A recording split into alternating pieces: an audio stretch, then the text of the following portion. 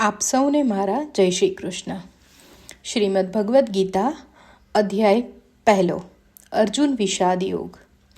ધૃતરાષ્ટ્ર બોલ્યા, હે સંજય, કુરુક્ષેત્રની ધર્મભૂમિમાં યુદ્ધ કરવાની ઈચ્છાથી એકઠા થયેલા મારા પાંડુના પુત્રોએ શું કર્યું? સંજય બોલ્યા, તે વખતે પાંડવોની સેનાને વ્યૂહમાં ગોઠવાયેલી જોઈને રાજા દુર્યોધન દ્રોણાચાર્ય પાસે જઈને આ વચન બોલ્યો, હે આચાર્ય, આપના બુદ્ધિમાન શિષ્ય દ્રુપદના પુત્રે વ્યૂહરચનામાં ગોઠવેલી પાંડવોની આ મોટી સેના તમે જુઓ. આ સેનામાં ભીમ અને અર્જુન જેવા શૂરવીર બાણાવળીઓ છે અને રાજા યુયુધાન, વિરાટ તથા દ્રુપદ જેવા મહારથીઓ છે. ઉપરાંત ધૃષ્ટકેતુ, ચેકિતાન, કાશીરાજ, પુરુજીત, કુંતીભોજ અને શૈબ્ય જેવા શૂરવીર શક્તિશાળી યોદ્ધાઓ છે. વળી પરાક્રમી યુધામન્યુ, શૂરવીર ઉત્તમૌજા, સુભદ્રાનો પુત્ર અને દ્રૌપદીના પુત્રો એ બધા જ મહારથીઓ છે.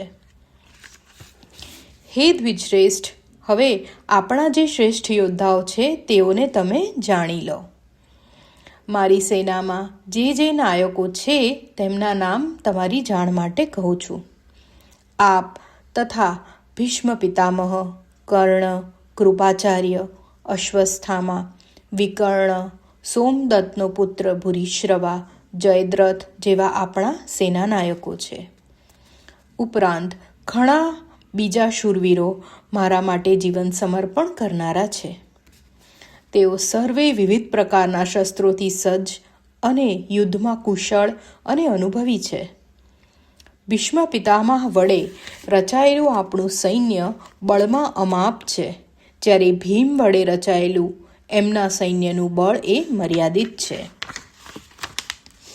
હવે તમે બધા સઘળા મોરચે પોતપોતાના સ્થાને સ્થિર રહી સર્વ બાજુથી ભીષ્મ પિતામહનું રક્ષણ કરો.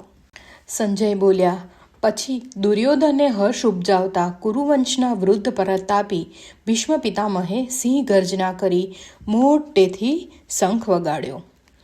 પછી શંખો, નગારા, મૃદંગ, ઢોલ તથા રણશિંગા એકાએક સામટા વાગવા લાગ્યા. આથી કરીને એ અવાજ ઘણો મોટો થઈ ગયો. પછી સફેદ ઘોડા જોડેલા મોટા રથમાં બેઠેલા શ્રી કૃષ્ણ અને અર્જુને પણ પોતાના દિવ્ય શંખો વગાડ્યા. શ્રી કૃષ્ણએ 5 જન્ય શંખ, અર્જુને દેવદત્ત નામનો શંખ અને ઉગ્ર કર્મ કરનારા વૃકોદર ભીમે પૌંડ્ર નામનો શંખ વગાડ્યો. કુંતીપુત્ર રાજા યુધિષ્ઠિરે અનંત વિજય નામનો શંખ, નકુલે સુઘોષ નામનો શંખ તથા સહદેવે મણિપુષ્પક નામનો શંખ વગાડ્યો. તેમજ મોટા ધનુર્ધરી કાશીરાજ, મહારથી શિખંડી, ધૃષ્ટદ્યુમ્ન રાજા વિરાટ, અપરાજિત સાત્યક, દ્રુપદ, દ્રૌપદીના પુત્રો, સુભદ્રાનો પુત્ર અભિમન્યુ. હે રાજન, આ સર્વેએ પોતપોતાના જુદા જુદા શંખો વગાડ્યા. આકાશ અને પૃથ્વીને ગજવી મૂકતા ભયંકર નાદે કૌરવોના હૃદયને ચીરી નાખ્યા. પછી હે રાજન, શસ્ત્ર પ્રહારની તૈયારી થઈ ત્યારે ગોઠવાઈને ઊભેલા કૌરવોને જોઈને ધનુષ્ય ઉઠાવી કપિધ્વજ અર્જુન શ્રી કૃષ્ણને ઉદ્દેશીને આ વાક્ય બોલ્યા. અર્જુન બોલ્યા, હે અચ્યુત, હે ગોવિંદ, મારો રથ બંને સેનાની વચ્ચે ઊભો રાખો, જેથી હું યુદ્ધ કરવા ઈચ્છતા અને ઊભેલા બધાને બરાબર જોઈ લઉં કે મારે રણસંગ્રામમાં કોની સાથે લડવાનું છે. દુષ્ટ બુદ્ધિવાળા દુર્યોધનનું યુદ્ધ ભૂમિમાં ભલું કરવાની ઈચ્છાવાળા જે લડવૈયાઓ અહીં આવ્યા છે તેમને હું સારી રીતે જોઈ લઉં. સંજય બોલ્યા, હે ધૃતરાષ્ટ્ર, અર્જુને આ પ્રમાણે કહ્યું તેથી શ્રી કૃષ્ણએ બંને સેનાઓની વચ્ચે ઉત્તમ જગ્યાએ રથ જઈને ઊભો રાખ્યો. ભીષ્મ, દ્રોણ તથા બધા રાજાઓની સામે રથને ઊભેલો રાખી શ્રી કૃષ્ણએ અર્જુનને કહ્યું, હે પાર્થ, આ એકટા મળેલા કૌરવોને તું જો. અર્જુને બંને સેનાઓમાં ઊભેલા વડીલો, પિતામહો, મામાઓ, ભાઈઓ, આચાર્યો, પુત્રો, પૌત્રો, સસરા, મિત્રો તથા શુભેચ્છકોને જોયા. આ બધા સગાવાલાઓને ત્યાં ઊભેલા જોઈને અત્યંત દુઃખથી ઉભરાઈ જઈને અર્જુન ખેદપૂર્વક આ પ્રમાણે બોલ્યો. અર્જુન બોલ્યા, હે કૃષ્ણ, યુદ્ધ કરવા ઈચ્છતા આ સ્વજનોને સામે ઊભેલા જોઈને મારા અંગો ઢીલા થઈ જાય છે અને મારું મોં સુકાઈ જાય છે. મારા શરીરમાં કંપારી છૂટે છે અને રૂવાડા ઊભા થઈ જાય છે. હાથમાંથી ગાંડીવ સરી જાય છે અને ચામડી બળું બળું થાય છે.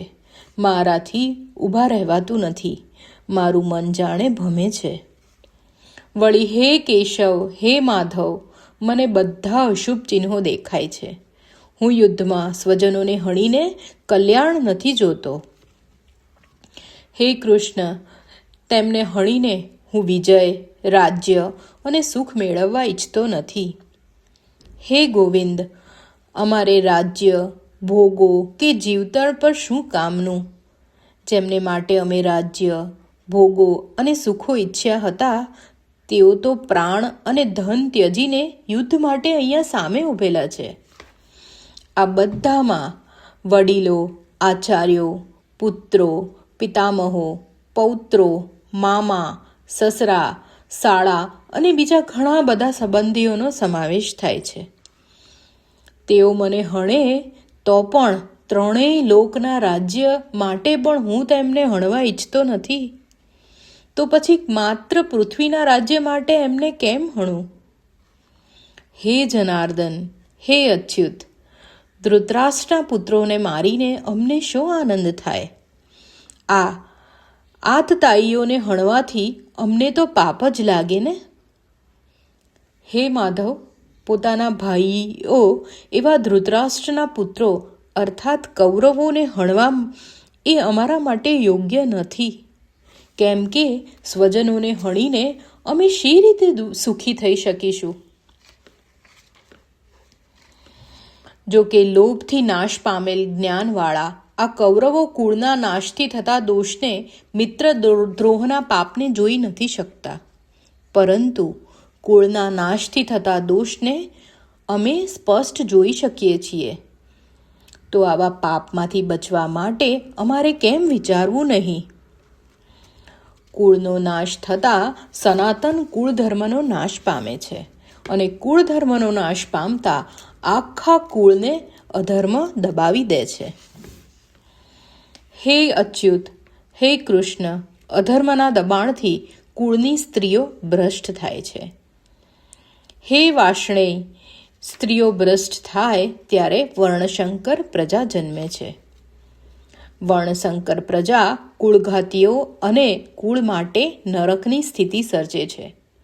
કેમ કે પિંડ અને તર્પણ ક્રિયા જેઓની નાશ પામી હોય તેઓના પિતૃ નરકમાં જ પડે છે. કુળઘાતીઓના વર્ણશંકર કારક દોષોથી જાતિ અને કુળના સનાતન ધર્મો નાશ પામે છે. હે જનાર્દન, અમે સાંભળ્યું છે કે જે મનુષ્યો કુળાચારનો નાશ કરે છે તેઓ અનિશ્ચિત સમય સુધી નરકમાં વસે છે. અહીંયા ખેદની વાત છે કે અમે મોટું પાપ કરવા તૈયાર થઈ ગયા છીએ, કારણ કે રાજ્ય સુખના લોભે અમે સ્વજનોને હણવા તૈયાર થઈ ગયા છે. તેના કરતાં શસ્ત્ર રહિત અને સામનો ન કરતા મને શસ્ત્રધારી કૌરવો રણમાં હણી નાખે તો એ મારા માટે વધારે કલ્યાણકારક થાય.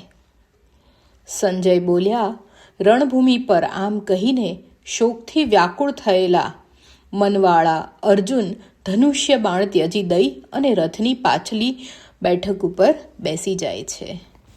આ સાથે જ અર્જુન વિષાદ યોગ સમાપ્ત થાય છે.